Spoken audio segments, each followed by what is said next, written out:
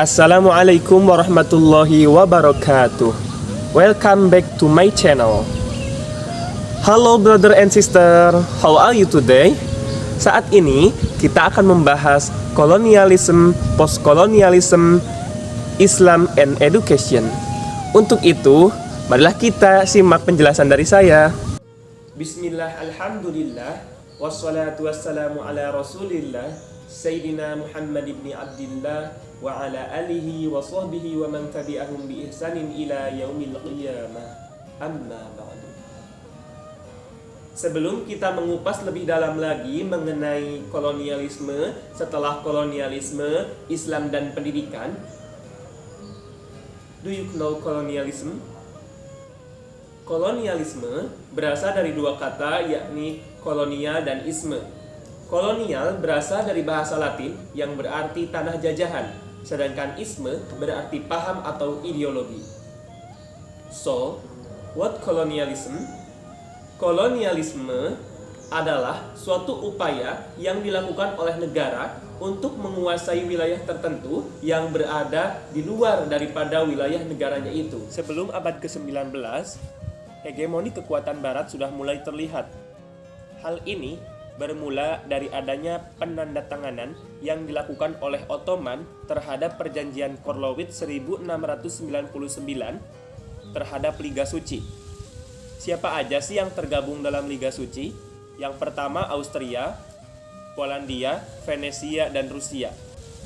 Dengan demikian, maka Ottoman mengalami kemunduran. Setelah masa kemundurannya, maka bangsa Barat semakin leluasa menguasai wilayah-wilayah Islam, terutama negara-negara yang memiliki kekayaan sumber daya alam yang melimpah. Contohnya, Inggris menjajah Mesir, India, dan Malaysia.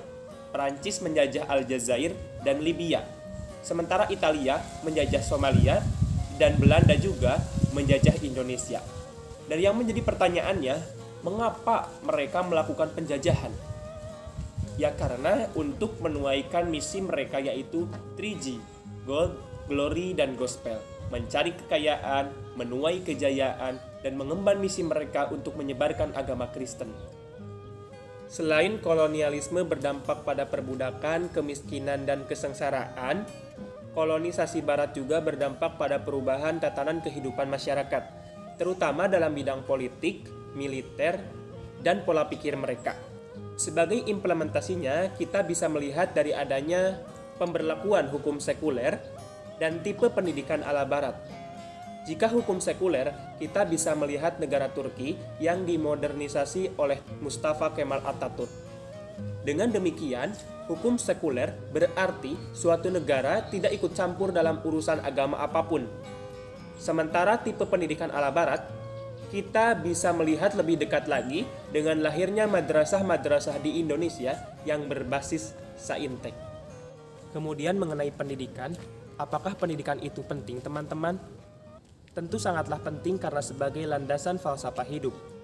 Dan jika kita lihat dari kacamata agama Islam, pada hakikatnya ilmu itu berasal dari Allah yang dianugerahkan kepada manusia dalam dua kategori.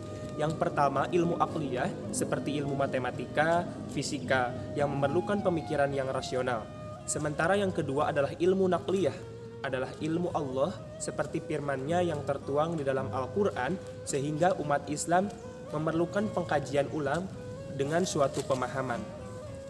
Kemudian, apa tanggapan umat Islam mengenai kolonialisme? Tentu umat Islam melakukan perlawanan dengan cara mereka sendiri-sendiri. Jika kita klasifikasikan, ada 4 kelompok yang melakukan perlawanan. Pertama, kelompok kuno, kedua, neotradisionalis, ketiga, reformis, dan keempat, modernis.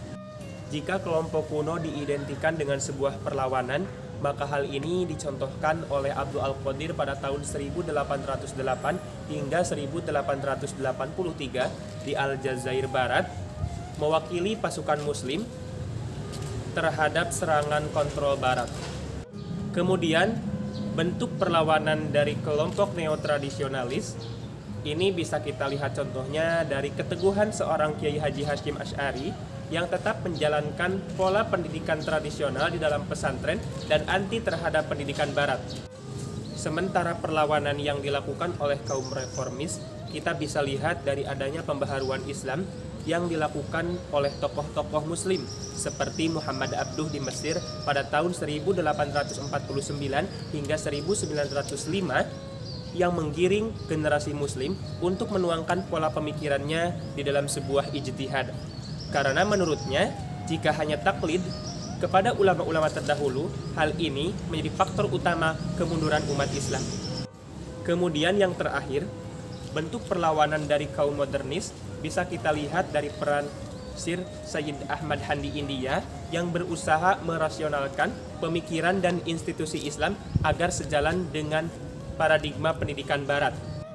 Sebagai contohnya, kita bisa melihat dari pola pendidikan Pondok Pesantren Modern Gontor yang berusaha mengimplementasikan bahasa asing, yakni bahasa Inggris, sebagai bahasa pengantar pendidikan mereka.